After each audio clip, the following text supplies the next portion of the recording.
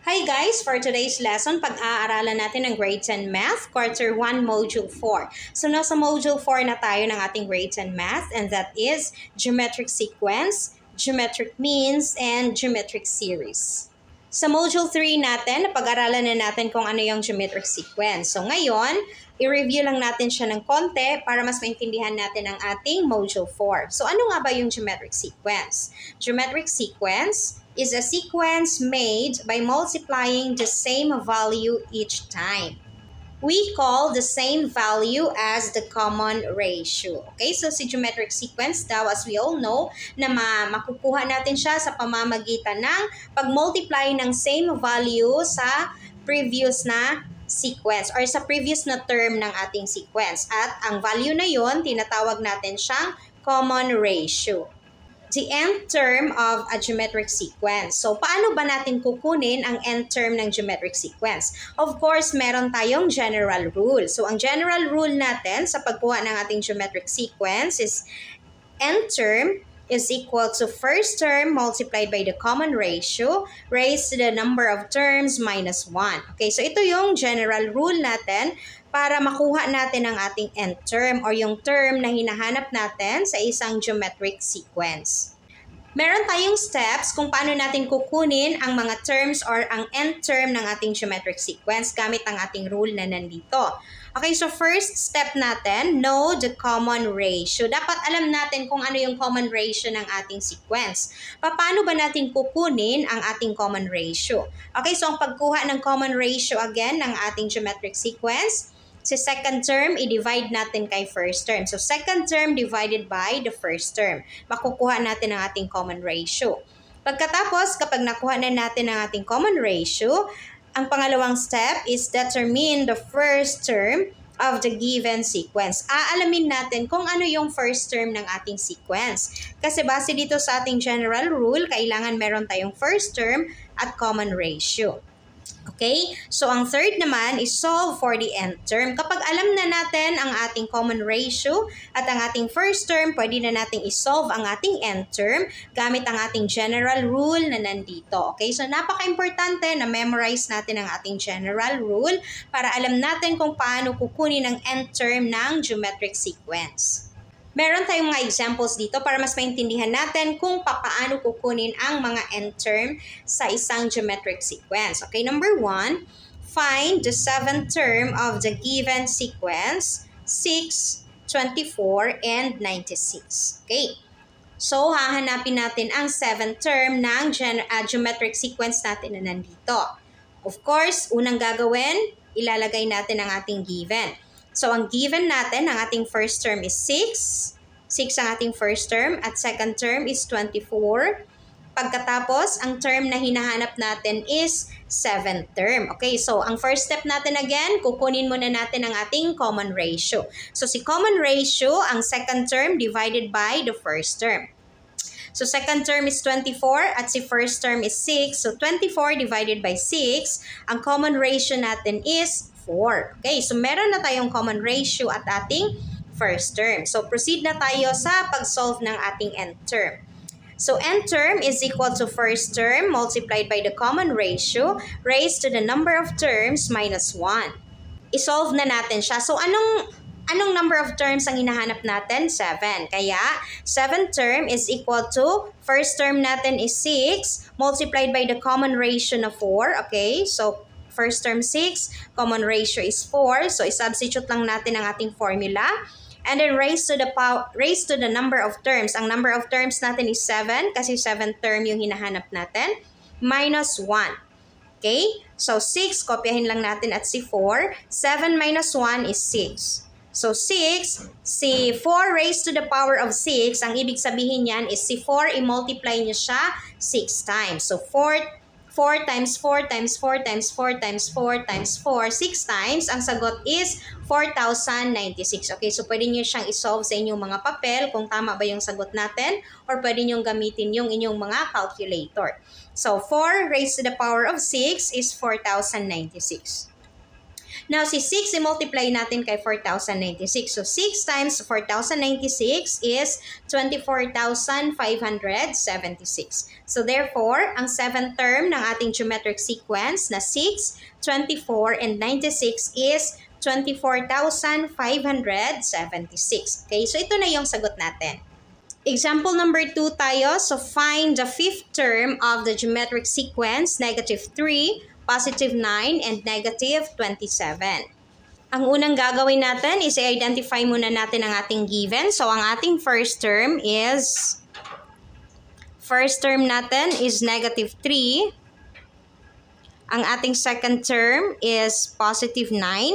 So, ngayon, hahanapin natin ang ating common ratio. At ang term na hinahanap natin is 5th term. Okay, so hahanapin natin ang ating common ratio. So, common ratio is equal to second term divided by the first term. So, ang second term natin is 9 divided by the first term na -3. So, common ratio, 9 divided by -3 is equal to -3. So, therefore, ang ating common ratio is -3. So, pwede na nating hanapin ang ating 5th term gamit ang ating formula na nth term is equal to first term multiplied by the common ratio raised to the power of the number of terms minus 1. Okay, so i-substitute lang natin. So, ang term na hinahanap natin is 5th term. Ang first term natin is -3 multiplied by the common ratio na -3. And then, the number of terms is 5 minus 1. So, i-simplify lang natin. 5th term is equal to -3. Kopyahin lang natin si -3. So, 5 minus 1 is 4. 5th term is equal to -3 multiplied by. So, si -3, ang ibig sabihin, i-multiply natin siya 4 times. So, -3 raised to the power of 4, hindi ibig sabihin yan na si -3 i-multiply kay 4 ha. Ang ibig sabihin yan, si -3 i-multiply mo siya 3 times. So, -3 times -3, 4 times rather, times -3 times -3. 1, 2, 3, 4. Okay, so -3 times -3 is +9. And then +9 times -3 is -27. And the -27 times -3 is equal to +81. Okay, so therefore, si -3 raised to the 4th power is +81. So, si 5th term pala natin, dito tayo. Okay? So, -3 times +81 is equal to -243. So, therefore, ang ating 5th term sa ating geometric sequence na -3, +9, -27 is -243. So, ito na yung sagot natin.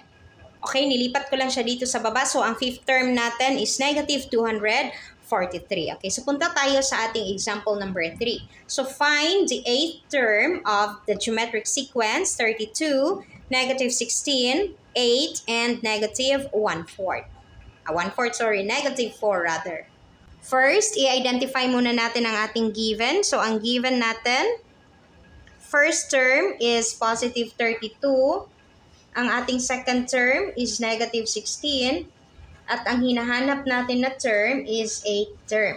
So, ngayon, kukunin natin ang ating common ratio. So, common ratio is second term, -16, divided by the first term na +32.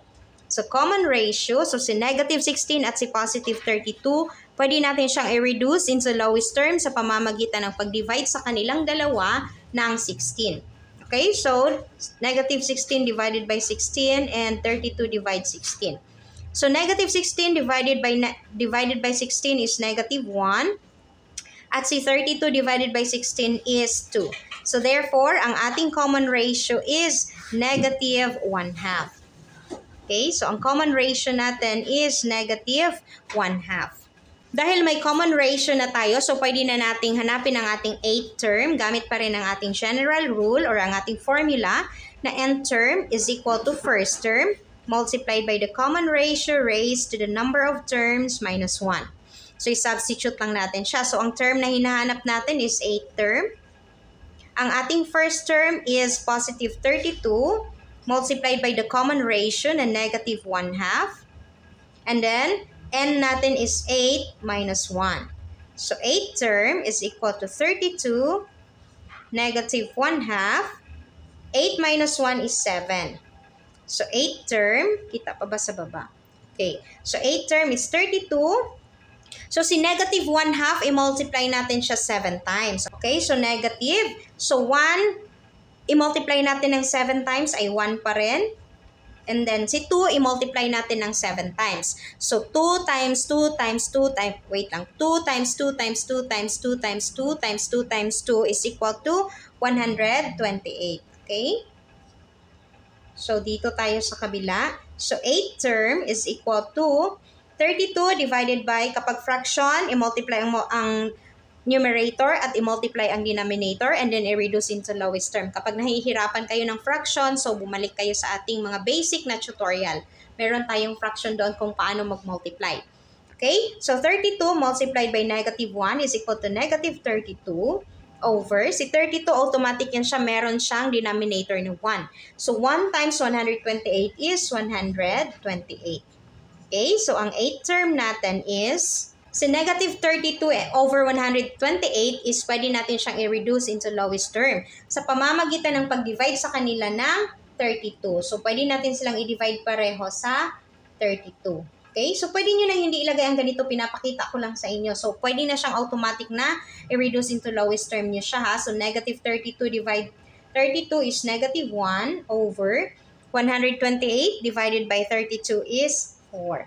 So, therefore, ang ating 8th term is negative 1/4. Okay? So, ito na yung sagot natin. Example number 4 tayo. Okay, so medyo challenging to siya kasi hindi given ang ating sequence. So, iintindihin muna natin ang ating problem. Okay? So, what is the value on the 7th day if 20 increases by 10% per day? Okay, so intindihin natin ang ating problem. Ang given natin is, ang first term natin is 20. Okay, so 20 ang ating first term.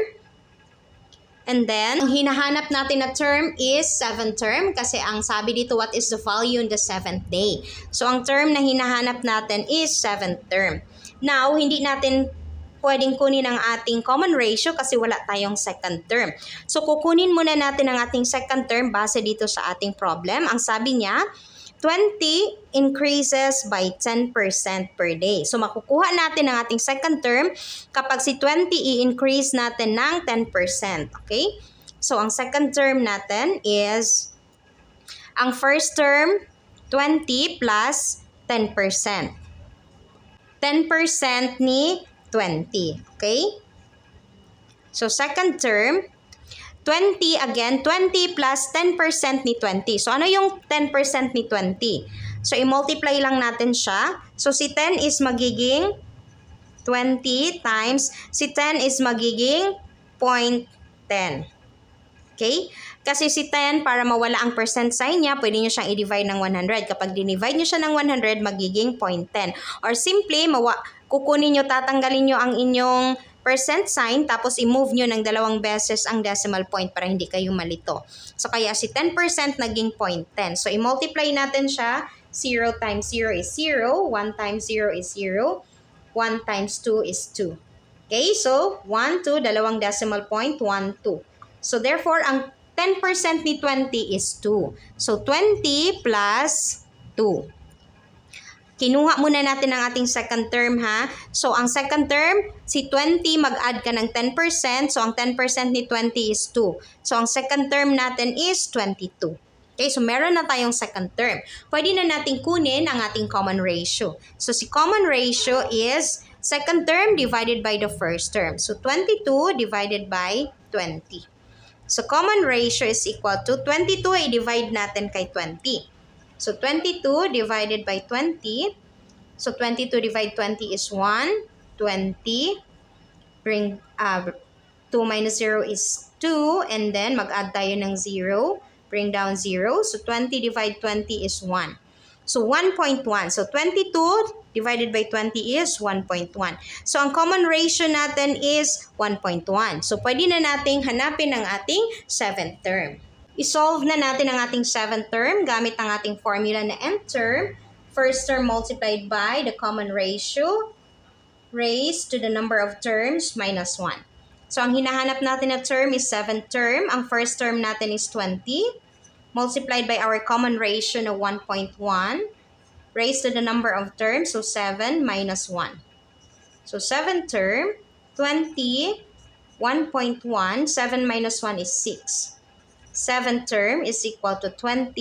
So 1.1 raised to the power of 6. So, ibig sabihin si 1.1 i-multiply mo 6 times. So 1.1 times 1.1 times 1.1 times 1.1 times 1.1 times 1.1. So ano yung sagot? Gamitan nyo ng calculator para mas mabilis kayo.